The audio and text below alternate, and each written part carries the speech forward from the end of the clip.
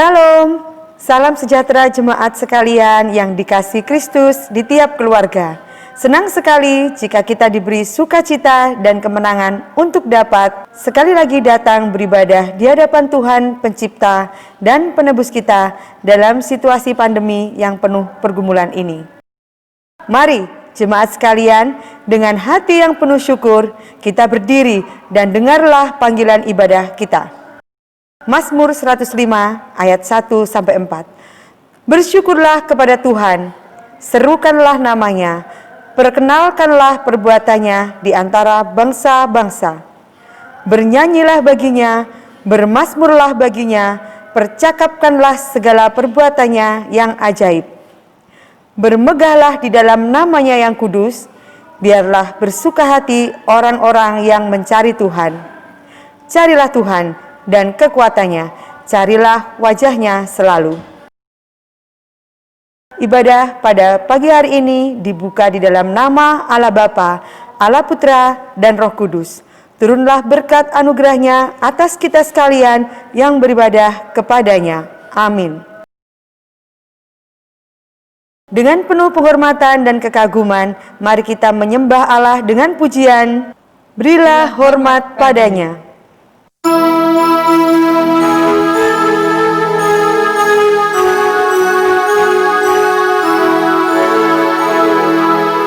Berilah hormat padanya, pada Allah Maha Tinggi. Berilah hormat padanya, Allah Maha Tinggi. Dan pujilah tak berhenti, puji rahmat dan kasih-Nya. Puji Allah Maha Tinggi, Bapa, Anak, dan Roh Kudus. Berilah hormat padanya, pada Allah Maha Tinggi. Maha mulia, Maha mulia, berilah hormat padanya. Maha mulia, berilah hormat padanya.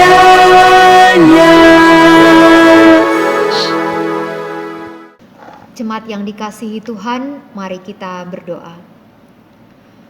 Bapa yang ada di surga, kami bersyukur Tuhan, karena pagi hari ini kami boleh diberikan kesempatan untuk beribadah kepada Tuhan. Terima kasih untuk penyertaan dan pemeliharaan Tuhan yang sempurna di dalam hidup kami. Apapun keadaan kami saat ini, kami bersyukur kepada Tuhan. Dan ketika kami datang kepada Tuhan, kami menyadari bahwa masih banyak kekurangan, kelemahan, bahkan dosa di dalam hidup kami. Karena itu kami mohon ampunilah kami Tuhan. Layakkanlah kami untuk datang beribadah kepada Tuhan. Terima kasih Tuhan, berkati setiap jemaat-Mu. Di dalam nama Tuhan Yesus kami berdoa. Amin. Kristuslah sumber hidup dan kebenaran kita. Kuasa dan kekuatan dunia tidak bisa memisahkan hidup kita dari kasih-Nya. Kita menyadari masa pandemi yang penuh kesulitan dan tantangan, namun tidak menghalangi hati kita untuk menyembah-Nya. Mari nyanyikan pujian, Yesus kau kebenaran dan karya terbesar.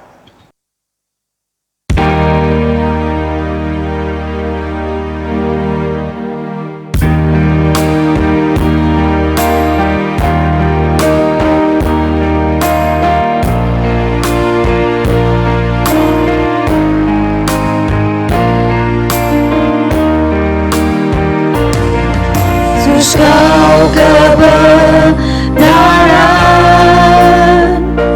yang menyelamatkanku. Kau memberikanku hidup dan pengharapan.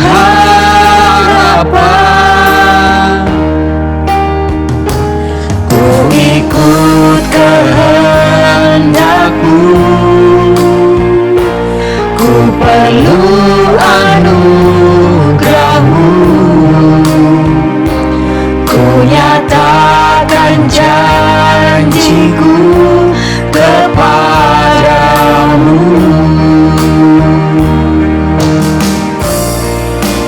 Kalau ku hidup bagimu, hatiku tetap menyembah-Mu.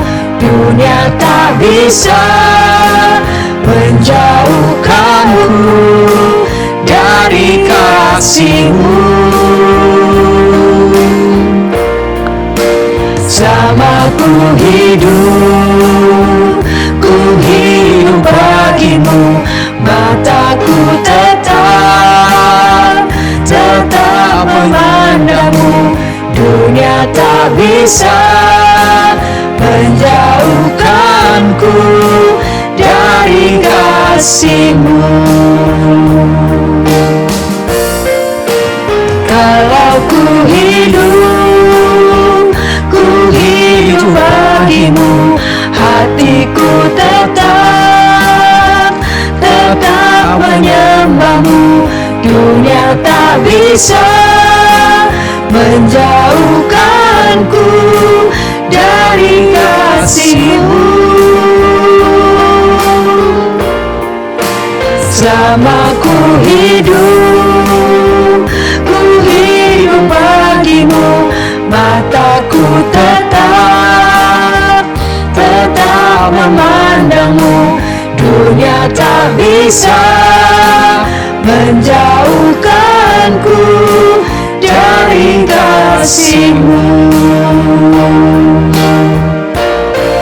Karya terbesar dalam hidupku, pengorbanan-Mu yang selamatkanku. Engkaulah harta yang tak ternilai, yang ku miliki dan ku hargai. Yesus, Engkau ku kagumi. Karya terbesar dalam hidupku, pengorbanan-Mu yang selamatkanku. Engkaulah harta yang tak ternilai, yang ku miliki dan ku hargai. Yesus, Engkau ku kagumi. Yesus, Engkau ku kagumi.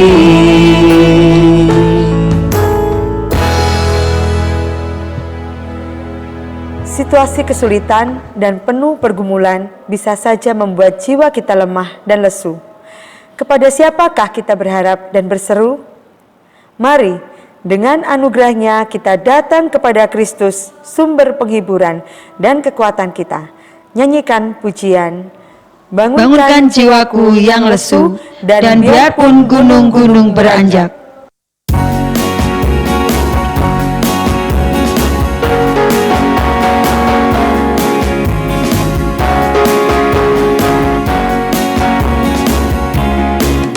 Kini ku datang kepadamu dan bersandar pada firman-Mu.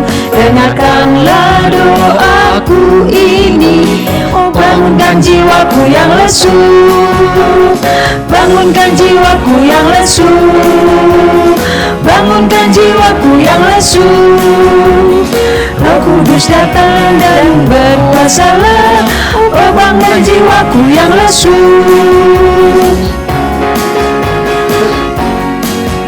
Berilah roh kebangunan-Mu, agar supaya ku senanglah. Beriku kuasa kemenangan, oh bangunkan jiwaku yang lesu.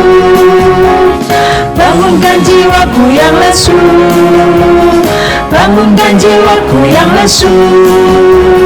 Roh Kudus datang dan berkuasalah, oh bangun dan jiwaku yang lesu. Tak akan beranjak, tak akan bergoyang, tak akan beranjak, tak akan bergoyang. Demikianlah firman Tuhan yang mengasihiku.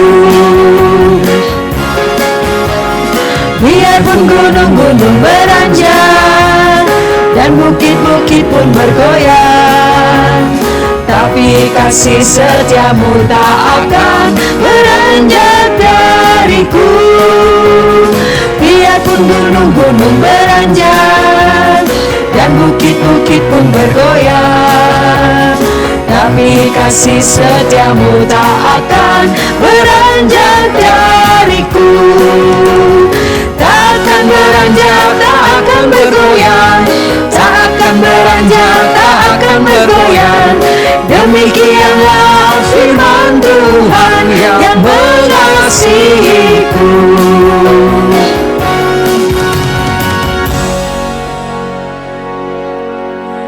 Jemaat yang dikasihi Kristus, sebab kita yakin bahwa baik maut maupun hidup, kuasa yang terlihat maupun tak terlihat, tidak dapat memisahkan kita dari kasih Kristus.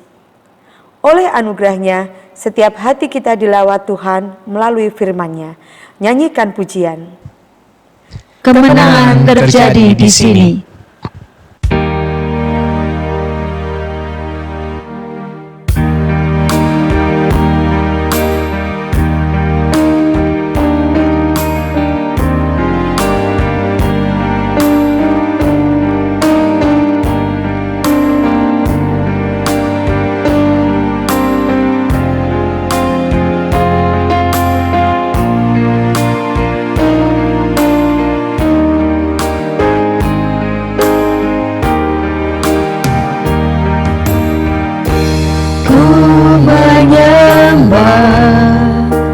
Dalam kudus hadirat-Mu, hampiri tata kasih karunia-Mu Bapa.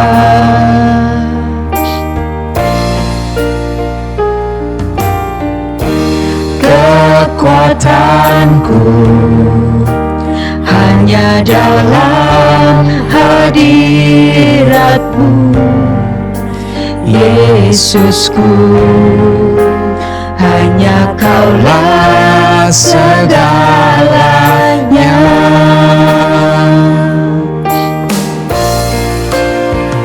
Ku yakin Kau hadir di sini.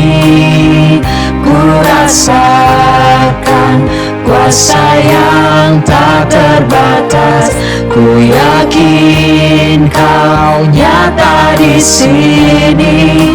Kemenangan terjadi di sini.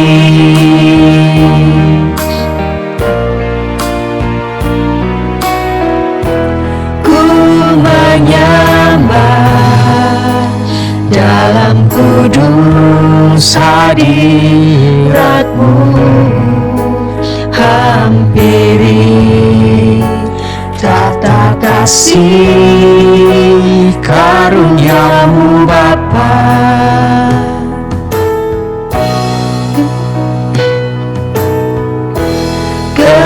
Kekuatanku hanya dalam hadirat-Mu, Yesusku. Hanya Kaulah segalanya.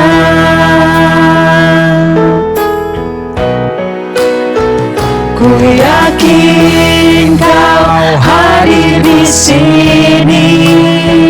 Ku rasakan kuasa yang tak terbatas. Ku yakin Kau nyata di sini. Kemenangan terjadi di sini. Ku yakin Kau hadir di sini. Ku rasakan kuasa yang tak terbatas. Ku yakin Kau nyata di sini. Kemenangan terjadi di sini. Kemenangan terjadi di sini.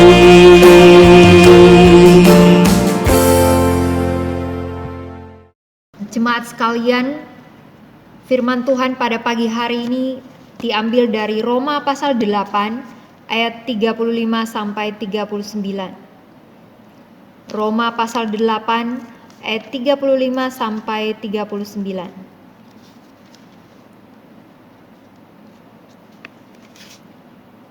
Siapakah yang akan memisahkan kita dari kasih Kristus? Penindasan atau kesesakan atau penganiayaan atau kelaparan atau ketelanjangan atau bahaya atau pedang, seperti ada tertulis, oleh karena Engkau kami ada dalam bahaya maut sepanjang hari, kami telah dianggap sebagai domba-domba sembelihan. Tetapi dalam semuanya itu kita lebih daripada orang-orang yang menang oleh Dia yang telah mengasihi kita. Sebab aku yakin bahwa baik maut maupun hidup, baik malaikat-malaikat maupun pemerintah-pemerintah, baik yang ada sekarang maupun yang akan datang, atau kuasa-kuasa, baik yang di atas maupun yang di bawah, ataupun sesuatu makhluk lain, tidak akan dapat memisahkan kita dari kasih Allah yang ada dalam Kristus Yesus Tuhan kita. Jemaat sekalian, sebelum kita merenungkan firman Tuhan pada pagi hari ini, mari kita berdoa. Bapa yang ada di surga, bukalah hati dan pikiran kami Tuhan untuk mengenal Tuhan, untuk rindu mengenal Tuhan, dan rindu untuk diubahkan, untuk dibaharui oleh firman-Mu. Biarlah Engkau memberkati setiap anak-anak-Mu, berikan kepada kami hati yang sungguh-sungguh Tuhan, mau mengenal Tuhan, mau mengenal kebenaran, mau ikut apa yang menjadi kehendak Tuhan di dalam hidup kami. Di dalam nama Tuhan Yesus kami berdoa, amin. Jemaat sekalian, tema khotbah pada pagi hari ini adalah menang bersama Dia. Mengapa saya mengambil tema ini ya? Karena ini juga merupakan pergumulan hidup saya. Ketika saya melihat diri saya melihat juga bagaimana kehidupan di sekeliling saya. Maka saya melihat ada begitu banyak respon yang diberikan oleh orang-orang atas peristiwa yang terjadi di dalam kehidupan kita. Dari sekian banyak respon yang diberikan, ya memang itu adalah sebuah respon yang wajar ya. Tetapi pertanyaannya adalah, apakah kita bisa meresponinya sesuai dengan firman Tuhan, sesuai dengan kehendak Tuhan, dan bahkan kita boleh menang di dalam segala persoalan hidup kita. Nah, Bapak Ibu Saudara yang dikasihi Tuhan, kalau kita membaca kitab Roma ya, maka ada penafsir yang menulis bahwa apa yang ditulis Paulus dalam bagian ini merupakan puncak dari pasal 1 sampai pasal yang ke-8. Jadi bahkan seorang penafsir mengatakan ini adalah puncak berita Alkitab bagi orang percaya. Nah, mengapa penafsir ini sampai mengatakan demikian? Karena pada pasal 8 ini kita bisa menemukan bagaimana karya keselamatan Allah bagi manusia, kasih yang dinyatakan oleh Allah kepada manusia. Oleh karena itu ini adalah hal yang sangat penting yang harus dipahami. Ya, sekali lagi, bagian ini adalah hal yang sangat penting yang harus dipahami oleh orang percaya. Bahwa indah sekali di dalam pasal 8 ini dimulai dengan bagaimana karya keselamatan itu di dalam kehidupan orang percaya ya. Kita bisa lihat misalnya di dalam pasal 8 ayat 1 sampai 13 bagaimana Allah yang menghidupkan. Kemudian pasal 8 ayat 14 sampai 17 itu adalah Allah yang mengadopsi, mengangkat kita menjadi anak-anaknya. Dan kemudian diakhiri ya dengan sebuah jaminan di tengah penderitaan. Jadi ini sangat lengkap ya. Kalau kita lihat ini seperti paket lengkap. Karya Allah yang lengkap, yang utuh dalam kehidupan orang percaya. Allah tidak hanya menghidupkan orang, tetapi Allah juga memberi jaminan kemenangan di dalam hidup orang percaya. Nah, kadang kita berpikir separuh-separuh ya. Kita kadang paling lekat di dalam pikiran kita adalah saya sudah diselamatkan, sudah sampai di situ. Sehingga ketika kita menjalani persoalan hidup, menghadapi persoalan hidup, kesulitan hidup, kita merasa begitu berat karena pemahaman kita hanya sampai kepada Allah sudah menyelamatkan kita. Tetapi pada hari ini kita diingatkan oleh firman Tuhan bahwa Allah bukan hanya menyelamatkan kita, tetapi Dia juga menjamin kita menang di dalam kehidupan iman kita. Nah, Bapak Ibu Saudara yang dikasihi Tuhan, di dalam hidup kita biasanya kita hanya bisa memulai segala sesuatu ya. Bahkan kalaupun memulai segala sesuatu, kita percaya bahwa itu adalah kemurahan Tuhan saja. Misalnya kita bisa memulai sebuah usaha ya, tetapi tidak ada seorang pun yang bisa menjamin bahwa usaha yang kita lakukan ini pasti akan sukses, pasti akan berhasil. Atau orang tua juga berusaha untuk memberikan pendidikan yang terbaik buat anak-anaknya, memberikan sekolah di sekolah yang terbaik. Tetapi tidak ada satu orang pun yang bisa menjamin bahwa masa depan anak-anaknya akan baik-baik saja. Namun melalui bagian ini kita akan belajar ya. Nanti Bapak Ibu bisa baca keseluruhan pasal 8 ya. Kita akan belajar bahwa Tuhan bukan hanya memilih kita, Tuhan bukan hanya menyelamatkan kita, Tuhan bukan hanya mengubahkan hidup kita, tetapi Dia menjamin apa yang sudah Dia kerjakan di dalam hidup kita ini sampai akhir. Nah, Bapak Ibu Saudara yang dikasihi Tuhan, hal ini sangat penting sekali ya. Karena sebagai manusia kita ini bergumul dengan dosa. Sebagai manusia ya, kita masih bergumul dengan dosa.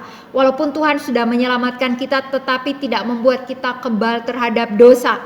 Kita masih bisa berdosa ya, dan oleh karena itu sebagai orang percaya kita harus bergumul dengan yang namanya dosa.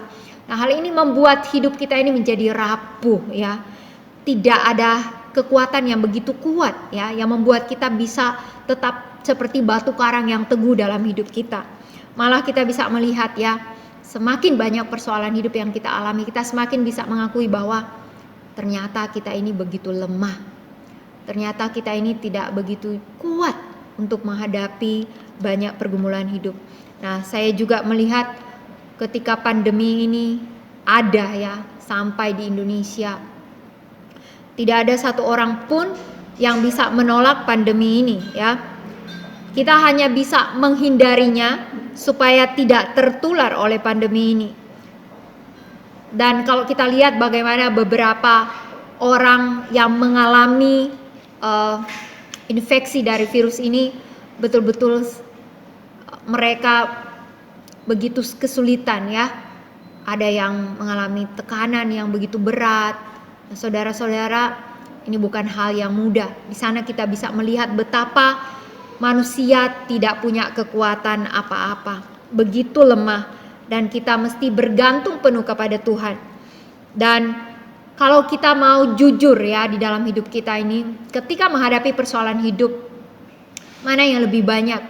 Kita lebih banyak percaya kepada Tuhan, atau kita lebih banyak ingin menyerah kepada Tuhan? Nah, Bapak Ibu Saudara, sebenarnya keinginan untuk menyerah itu menunjukkan bahwa betapa rapuhnya kita, betapa lemahnya kita. Dan bukan hanya itu, kita juga rentan terhadap dosa. Jadi ada saat-saat di mana kita bisa lengah, ada celah, dan kita bisa jatuh di dalam dosa, bisa jatuh di dalam pencobaan. Dan kita bisa lihat juga ya, ketika pandemi ini berlangsung, ada orang-orang yang langsung mengambil kesempatan di dalam segala kesulitan yang ada ya. Mereka menjual masker dengan harga yang mahal, hand sanitizer juga dengan harga yang mahal, semua langsung hilang ya dari peredaran. Ini menunjukkan bahwa betapa manusia itu begitu rentan dengan yang namanya dosa. Namun puji Tuhan, seperti yang kita baca pada pagi hari ini, bahwa Tuhan bagi orang percaya ya, Tuhan yang menyelamatkan, Tuhan juga yang memberikan jaminan bahwa orang percaya dapat setia dalam imannya sampai akhir.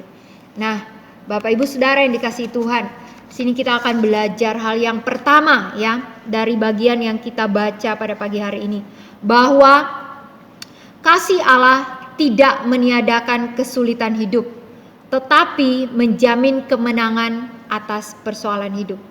Sekali lagi, kasih Allah tidak meniadakan kesulitan hidup, tetapi menjamin kemenangan atas setiap persoalan hidup. Nah, Bapak Ibu Saudara yang dikasihi Tuhan, ini kita bisa lihat di dalam ayat 35 ya. Siapakah yang akan memisahkan kita dari kasih Kristus? Penindasan, atau kesesakan, atau penganiayaan, atau kelaparan, atau ketelanjangan, atau bahaya, atau pedang. Kemudian di dalam ayat 39 ini menunjukkan bahwa bagaimana Paulus mengutip dari perjanjian lama yang menunjukkan bahwa begitu dekatnya dia dengan kematian. Kemudian kalau kita baca di dalam ayat 37, 38, di sana Paulus menyebut ada maut, ada hidup, ada malaikat, ada pemerintah-pemerintah, baik yang ada sekarang maupun yang akan datang. Ayat 39, ada kuasa-kuasa, baik yang di atas maupun yang di bawah, ataupun sesuatu makhluk yang lain. Nah, Bapak Ibu yang dikasihi Tuhan, Paulus menyebut tantangan hidup atau persoalan hidup atau kesulitan hidup ini lengkap ya. Ada mengenai fisik kita, mengenai mental kita, kemudian kematian, kehidupan yang akan datang, yang sekarang, kemudian dari atas, dari bawah, atau bahkan ya sampai saking Paulus mau menyebutkan semua tantangan hidup, kesulitan hidup yang bisa dialami oleh orang percaya. Paulus menyebut atau bahkan sesuatu makhluk lain. Jadi intinya gini, bahwa semua ini mungkin saja terjadi di dalam kehidupan orang percaya ya. Lengkap ya, kesulitan hidup yang lengkap, paket lengkap, dan ini mungkin saja bisa terjadi di dalam kehidupan kita. Nah, pagi hari ini kita harus mengingatkan diri kita lagi ya, bahwa pemikiran yang sesuai dengan firman Tuhan adalah tantangan hidup itu pasti ada. Namun apapun tantangan hidup yang ada, tidak ada yang akan menggagalkan iman kita kepada Tuhan. Karena ada jaminan bahwa kita dapat menang atas setiap kesulitan hidup tersebut.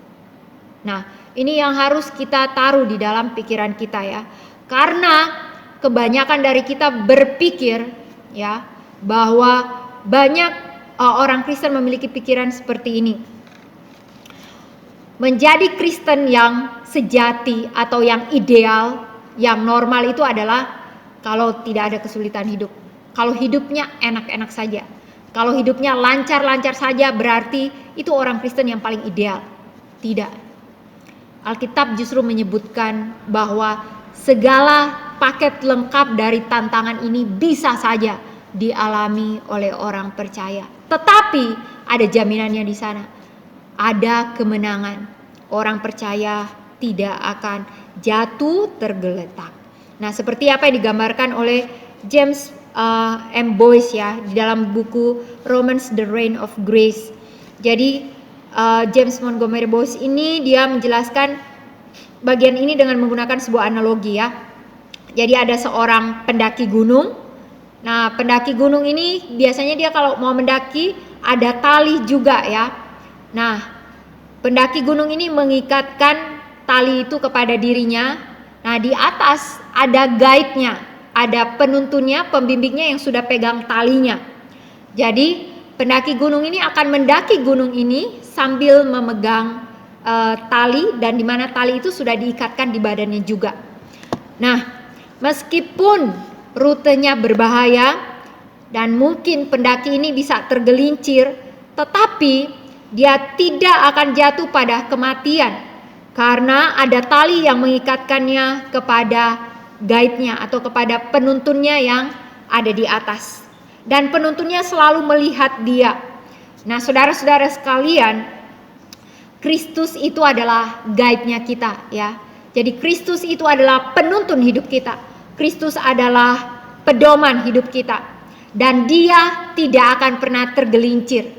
Kalau kita bisa tergelincir, tapi dia tidak bisa tergelincir dan tidak akan pernah tergelincir. dan tali yang mengikatkan kita kepadanya itu adalah kasih. Dan karena itu ini adalah satu ikatan yang paling aman, di mana kasih itu di Alkitab mengatakan seperti yang kita baca tadi, bahwa semua persoalan hidup di dalam paket lengkap itu tidak akan dapat memisahkan kita dari kasih Allah tersebut, dari kasih Kristus tersebut. Karena kasih yang besar itu telah diberikannya di atas kayu salib.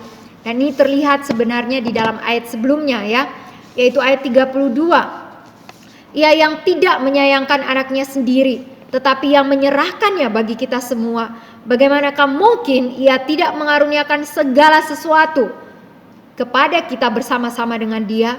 Nah, segala sesuatu di sini berkaitan dengan keperluan kita akan keselamatan kita ya. Jadi segala sesuatu di sini jangan selalu dikaitkan dengan kebutuhan materi kita ya. Tetapi Tuhan tahu bagaimana menjaga hidup kita, iman kita, sehingga kita boleh tetap setia sampai akhir di dalam iman kepada Dia. Nah, saudara-saudara yang dikasihi Tuhan, kasih Allah sendiri sudah dicurahkan dengan sebegitu besarnya, dengan sebegitu limpahnya.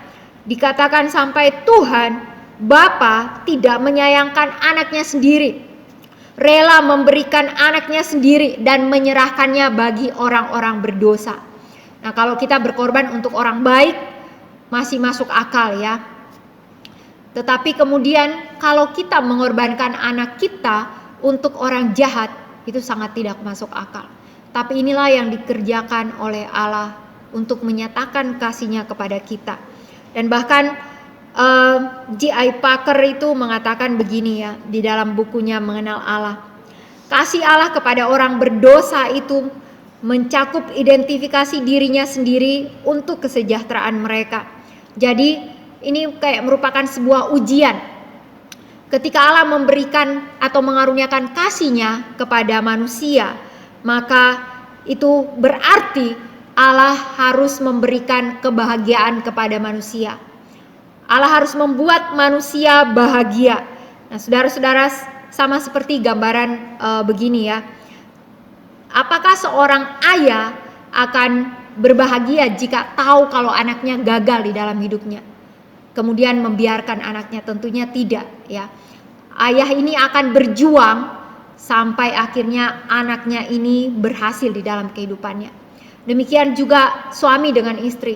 Apakah seorang suami akan membiarkan istrinya yang mungkin tertekan dengan tekanan hidup, ya suaminya tertawa begitu ya, menikmati hidup sementara istrinya tersiksa? Tentunya tidak. Kalau suaminya sungguh-sungguh mengasihi istrinya, maka suaminya harus berusaha bagaimana caranya supaya bisa membuat istrinya terlepas dari tekanan dan menikmati sukacita.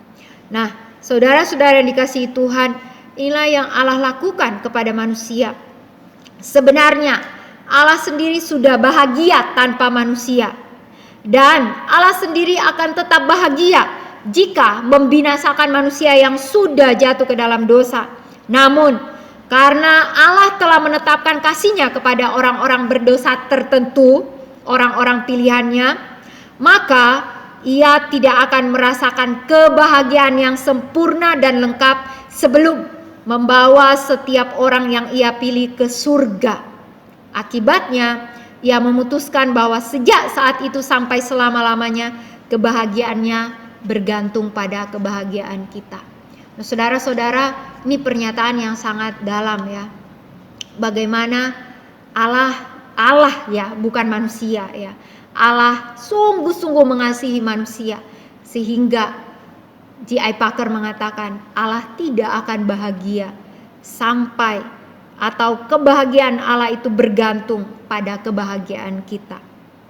Atau kebahagiaan Allah itu belum sempurna, belum lengkap sebelum kita semua mengalami yang namanya kemenangan bersama Kristus.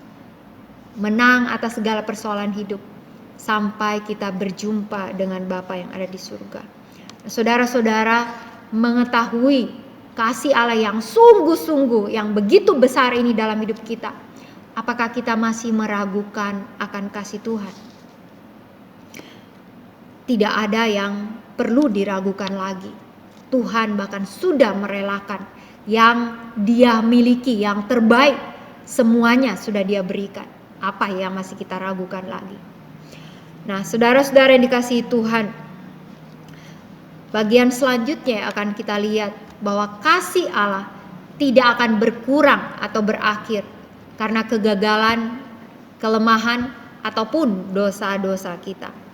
Nah, kita tahu bahwa ketika menghadapi persoalan hidup, tidak selalu kita dapat menghadapinya dengan kuat, dengan gagah berani, dengan tanpa takut, dengan tanpa mengeluh, dengan tanpa bertanya mengapa saya. Ya, mungkin ada saat-saat di mana kita kecewa, ya. Bahkan ada yang mungkin sampai ingin jauh daripada Tuhan.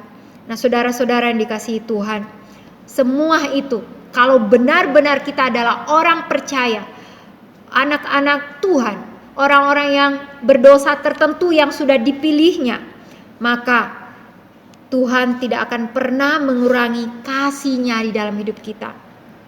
Nah, kita bisa melihat contohnya di Alkitab ya, Nabi Elia. Nabi Elia ini dia pernah melawan 400 Nabi Baal dan 450 Nabi Baal dan 400 Nabi Asyera. Dia melawan mereka dengan gagah berani ya. Kemudian dia membunuh mereka semuanya. Nah, saudara-saudara yang dikasihi Tuhan, Nabi Elia berdoa minta tidak turun hujan, hujan tidak turun. Berdoa minta turun api, api turun. Berdoa minta turun hujan, hujan turun. Namun apa yang terjadi ketika Isabel, istri dari Raja Ahab, berencana ingin membinasakan dia karena dia sudah membunuh 850 nabinya Isabel. Apa yang terjadi? Apakah Elia tetap adalah seorang Elia yang dengan gagah berani tanpa takut mengatakan tidak apa-apa? Tidak, saudara. Nabi Elia, kalau kita baca di dalam Alkitab, dia sampai mengeluarkan pernyataan demikian. Tuhan sudah cukup, sekarang ambil nyawaku, percuma aku hidup. Sebuah kata yang menunjukkan kalimat yang menunjukkan kekecewaan, kalimat yang menunjukkan rasa keputusasaan, sampai dia bilang Tuhan sudah ambil nyawaku. Nah, saudara-saudara, dalam hidup kita juga ada saat-saat di mana ketika kita sudah merasa tidak mampu, kita bilang Tuhan selesai saja hidupku sekarang. Tetapi di sini ingat ya, bahwa kasih yang sudah Allah berikan itu ya tidak akan pernah berkurang ya, ataupun tidak akan pernah berakhir karena segala kelemahan kita, karena segala kekurangan kita. Ya, dan kita bisa lihat itu sekali lagi ya, di dalam ayat-ayat pasal 8 ayat 37 sampai 39 ya, bahwa tidak akan dapat ya, semua persoalan hidup manusia tidak akan dapat memisahkan kita dari kasih Allah. Jadi paket lengkap persoalan hidup manusia tidak akan dapat memisahkan kita dari kasih Allah. Jadi tidak akan memisahkan berarti juga tidak akan berkurang. Kadang-kadang ketika kita merasa kita lemah di hadapan Tuhan, kita merasa bahwa kasih Tuhan bisa berkurang kepada kita. Kita merasa bahwa Tuhan mungkin tidak bisa menerima kita lagi. Kita merasa bahwa Tuhan mungkin sudah menjauh dari kita. Nah, Bapak Ibu Saudara yang dikasihi Tuhan, hari barusan minggu yang lalu ya, kita baru merayakan hari reformasi gereja ya. Nah, salah satu yang ditekankan dalam reformasi gereja itu adalah sola scriptura, hanya melalui kitab suci.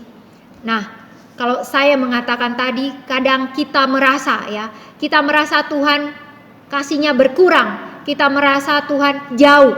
Semua itu adalah sebuah perasaan, tetapi tentunya akan sangat mengganggu kita ketika kita mempercayainya.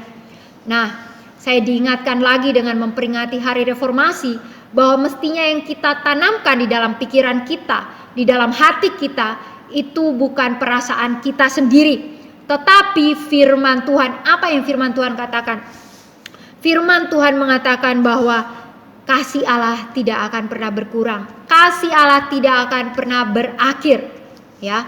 Jadi seperti seorang pendaki yang akan naik gunung tadi, Allah akan terus memegang pendaki tersebut dengan kasih-Nya. Tali yang mengikatkan akan terus ada dan Allah akan membawa dia sampai di puncak. Tidak akan gagal. Walaupun bisa tergelincir jatuh bisa, tetapi tidak akan gagal. Nah, saudara-saudara yang dikasihi Tuhan, ini tentunya bukan berarti membenarkan orang yang kecewa pada Tuhan ya. Tetapi kita harus menyadari bahwa di dalam proses pengudusan oleh Roh Kudus dalam hidup kita, ada saat memang kita kecewa. Tetapi saat kita kecewa, kita harus ingat bahwa kasih Kristus tetap, kasih Kristus tidak berubah, kasih Kristus kekal di dalam kehidupan kita. Oleh karena itu kita harus bangkit dari segala kekecewaan dan memiliki sukacita dan pengharapan di dalam Tuhan, sekalipun di tengah persoalan hidup, karena kita tidak akan pernah gagal dalam perjuangan hidup kita. Nah, yang terakhir Bapak Ibu Saudara, kasih Allah akan menolong kita untuk melihat kebaikan Allah di dalam segala sesuatu. Nah, di sini kita harus memperhatikan seperti ini ya Bapak Ibu. Jadi Alkitab mengatakan bahwa kita bahkan lebih daripada pemenang. Ketika Tuhan menyelamatkan kita, maka jaminan sebagai seorang pemenang itu sudah kita punya ya. Sekali lagi, jaminan untuk menang atas segala persoalan itu sudah kita punya. Demikian juga ketika menjalani kehidupan kita hari demi hari, jaminan kemenangan itu menyertai kita dan menuntun kita sampai akhir perjuangan hidup kita di dunia. Oleh karena itu, hidup orang Kristen adalah sebuah perjalanan hidup yang berkemenangan dan menuju kepada kemenangan. Nah, menang atas persoalan hidup sekali lagi bukan berarti tanpa masalah ya. Tetapi menang atas persoalan hidup juga bukan berarti Tuhan mengangkat, mencabut segala masalah-masalah kita. Tapi menang atas persoalan hidup adalah suatu proses dari kehidupan orang percaya, di mana pada akhirnya orang percaya dapat melihat dan memahami suatu rencana Tuhan yang indah, yang baik dalam hidup mereka. Sebagaimana dikatakan dalam Roma 8 ayat 28. Kita tahu sekarang bahwa Allah turut bekerja dalam segala sesuatu untuk mendatangkan kebaikan bagi mereka yang mengasihi Dia, yaitu bagi mereka yang terpanggil sesuai dengan rencana Allah. Biarlah Tuhan memberkati kita dan menolong kita melalui refleksi pada pagi hari ini. Mungkin kita bisa menjawab beberapa pertanyaan ini. Jika kita merupakan orang-orang percaya yang mengakui betapa besar kasih Allah dalam hidup kita. Yang pertama, apakah kita masih selalu mengeluh dan tidak puas dengan kehidupan yang kita miliki? Yang kedua, apakah kita masih ragu akan kasih Tuhan di saat yang sulit? Yang ketiga, apakah kita masih tidak yakin bahwa kita lebih daripada pemenang dalam mengatasi segala tantangan hidup? Bapak Ibu Saudara, sekali lagi jaminan yang diberikan kepada kita bukan karena kekuatan kita.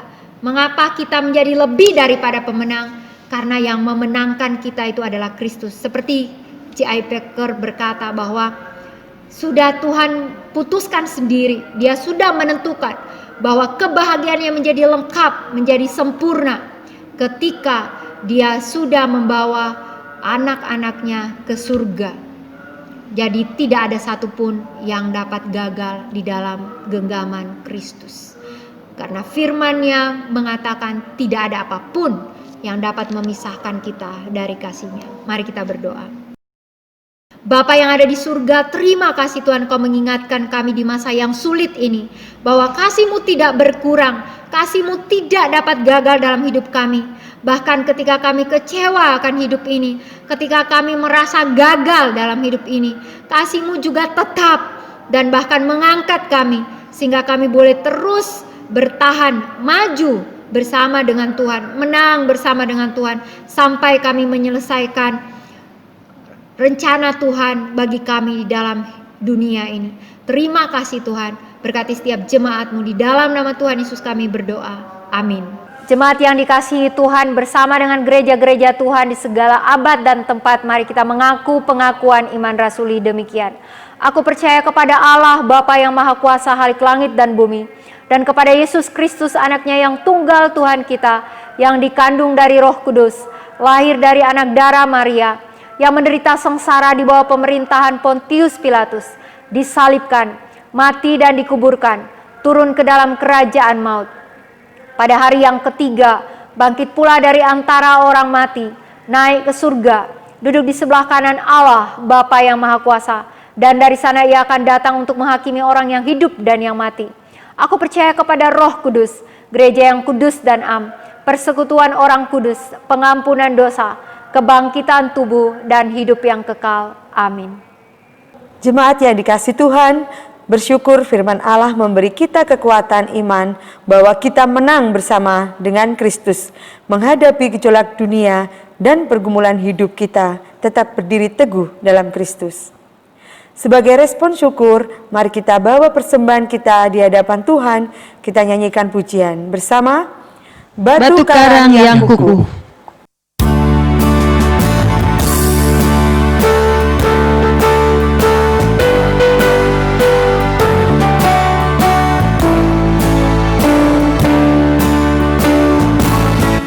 Tiada landasan lain, hanya pada darahnya. Tiada harapan lain, hanya ku sandar namanya. Pada Kristus batu karang, ku berdiri tegak teguh. Landasan lain hancur luluh. Awan menutup wajahmu, namun anugerahmu tetap. Meskipun topan menderu, tak akan garam jiwaku. Pada Kristus batu karang, ku berdiri tegak teguh. Landasan lain hancur luluh.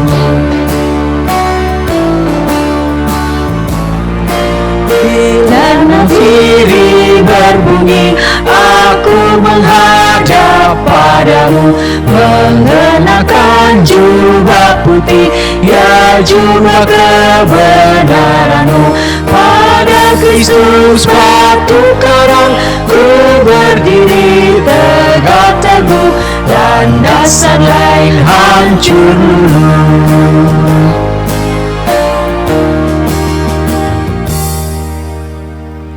Bapak Ibu yang dikasihi Tuhan, kita bersama-sama menaikkan doa syafaat. Yang pertama, kita berdoa menyerahkan persembahan kita di hadapan Tuhan sebagai sumber berkat kita. Berdoa dalam segala tantangan dan kesulitan di tiap keluarga. Jemaat hidup beriman dengan kokoh dalam Kristus untuk mengalami kemenangan bersama Dia. Mari kita bersama-sama berdoa. Bapa kami yang di dalam kerajaan surga, terima kasih ya Bapa atas setiap kesempatan bagi kami untuk beribadah.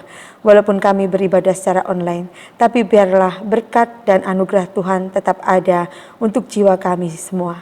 Bapa di dalam kerajaan surga, saat ini kami berdoa untuk persembahan yang adalah berkat-berkat dari-Mu. Kiranya Tuhan memberkati persembahan kami untuk bisa dipergunakan bagi pekerjaan Tuhan melalui gereja kami. Bapa, kami juga menyerahkan setiap pergumulan keluarga. Tuhan tetap memberikan perlindungan bagi kami dan jiwa kami semakin dikuatkan. Dan di dalam segala keadaan kami tetap berkemenangan di dalam Tuhan. Terima kasih Bapa atas penyertaan-Mu, perlindungan-Mu. Dan kiranya Tuhan kami senantiasa bersukacita menghadapi setiap pergumulan ini.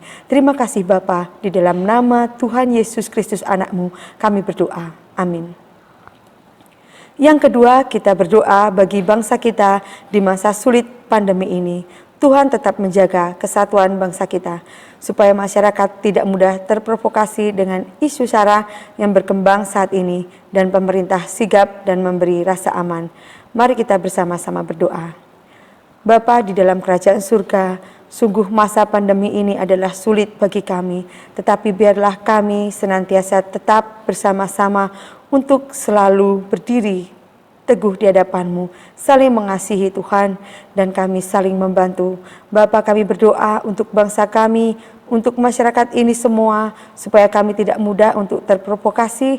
Biarkanlah setiap suasana tetap memberikan kedamaian bagi kami, dan pemerintah bisa melaksanakan segala tugasnya dengan baik, dan kami masyarakat pun menghormati pemerintah dengan melaksanakan tugas kami sebagai warga negara dengan baik. Tidak pernah terprovokasi oleh isu apapun Bapa, dan biarkanlah kami tetap menjadi orang-orang yang bisa menjadi saksi-Mu, terlebih anak-anak-Mu ini menjadi saksi-Mu dan bisa saling menghormati dan saling menjaga satu sama lain. Terima kasih Tuhan, kami mau menyerahkan setiap situasi, setiap keadaan bangsa kami, masyarakat kami, dari yang terkecil sampai bangsa kami, hanya kepada tangan-Mu kami berserah. Terima kasih Tuhan, di dalam nama Tuhan Yesus kami berdoa. Amin. Mari jemaat kita bangkit berdiri. Allah sumber segala berkat yang hadir dalam ibadah kita, layak kita beri penghormatan dan kemuliaan. Mari nyanyikan pujian doksologi.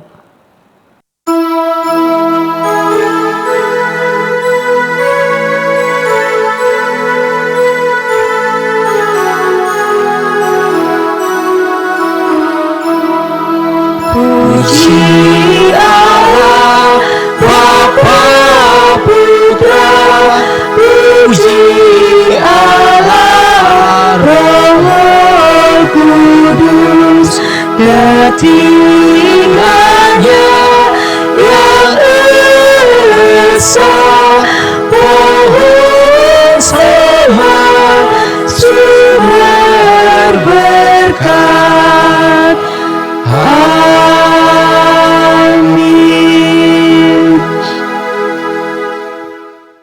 Jemaat sekalian di rumah masing-masing, terimalah berkat Tuhan.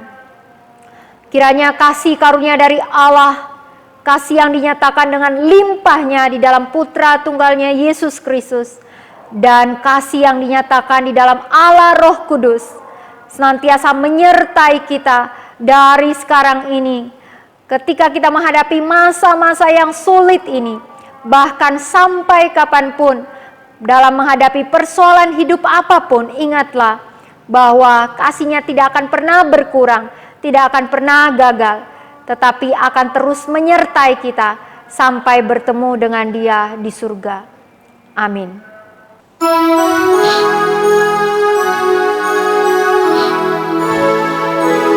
Tuhan melindungi kau, Tuhan memberkati kau, kiranya wajah-Nya menyinari kau, Tuhan memberi anugerah-Nya,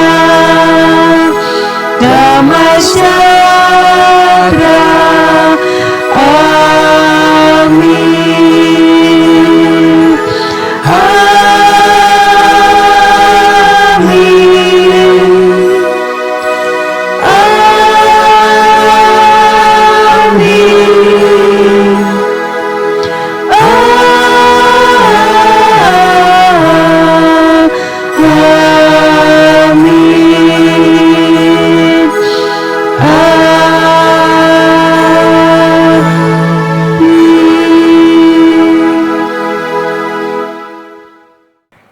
Bapak Ibu, ibadah telah selesai. Saat teduh sejenak dan setelahnya kita menyimak warta gereja.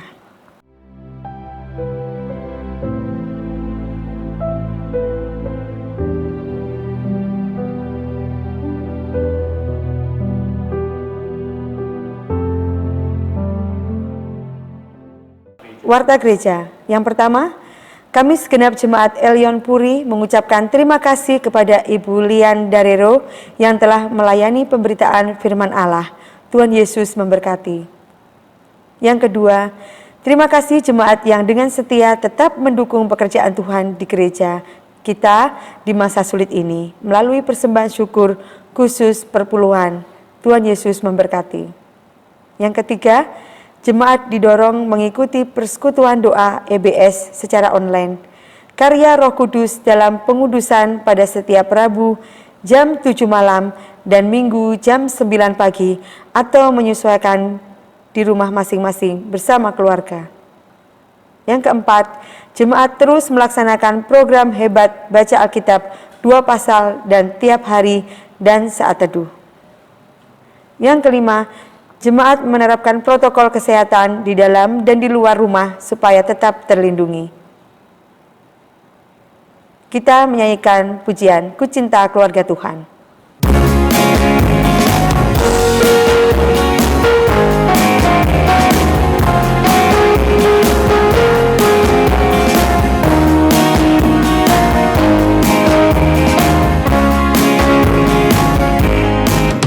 Ku cinta keluarga Tuhan, terjalin mesra sekali. Semua saling mengasihi, betapa senang ku menjadi keluarganya Tuhan. Dalam Yesus ada kasih sayang. Dalam Yesus ada kasih sayang. Dalam Yesus ada kasih sayang, sekarang dan selamanya. Dalam Yesus kita bersaudara.